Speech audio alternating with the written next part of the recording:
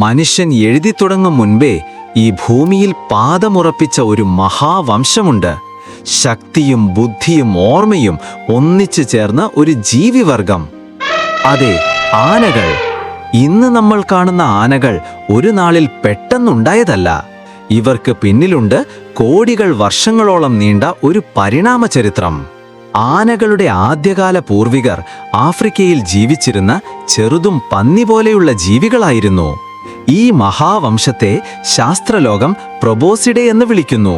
ഇതിൽ നിന്ന് നിരവധി ശാഖകൾ വളർന്നു. മൊയിരിത്തേരിയം, ആനകളുടെ ആദ്യത്തെ അറിയപ്പെടുന്ന പൂർവികൻ.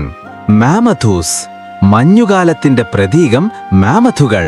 പലയോലോക്സഡോൺ നാമാഡിക്കസ്, ഇന്ത്യയിൽ ജീവിച്ചിരുന്ന ലോകത്തിലെ ഏറ്റവും വലിയ കരസ്ഥല ജീവികളിലൊന്ന്. കാലാവസ്ഥാ മാറ്റങ്ങളും മനുഷ്യന്റെ ഇടപെടലുകളും പല വംശങ്ങളെയും ഭൂമിയിൽ നിന്ന് മാറ്റി നിർത്തി. ഇന്ന് ഭൂമിയിൽ 2 പ്രധാന ആനവംശങ്ങൾ മാത്രമാണ് ജീവിക്കുന്നത്: ലോക്സഡോണ്ട ആഫ്രിക്കാന, എലഫസ് മാക്സിമസ്. ഇന്ത്യയിലും കേരളത്തിലുമുള്ളത് ഈ ഏഷ്യൻ ആനകളാണ്. പശ്ചിമഘട്ടത്തിന്റെ കാടുകളിൽ ആനകൾ വെറും വന്യജീവികളല്ല, അവ കേരളത്തിന്റെ സാംസ്കാരിക ആത്മാവാണ്. കാടുകളും നദികളും ആനകൾക്ക് അഭയമായി മാറിയപ്പോൾ മനുഷ്യനും ആനയും തമ്മിൽ ഒരു അപൂർവ ബന്ധം പിറന്നു. കേരളത്തിൽ ആന ദൈവത്തിനോടടുത്തതാണ്.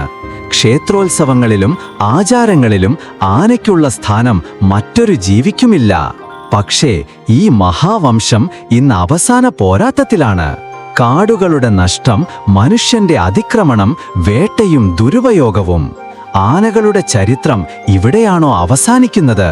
കോടികൾ വർഷങ്ങളായി ഈ ഭൂമിയിൽ നിലനിന്ന ഒരു വംശത്തെ സംരക്ഷിക്കാനുള്ള ഉത്തരവാദിത്വം ഇന്ന് നമ്മുടെ കൈകളിലാണ്. ആനകളുണ്ടെങ്കിൽ കാടുകൾ ജീവിക്കും, കാടുകളുണ്ടെങ്കിൽ ഭൂമിയും ജീവിക്കും.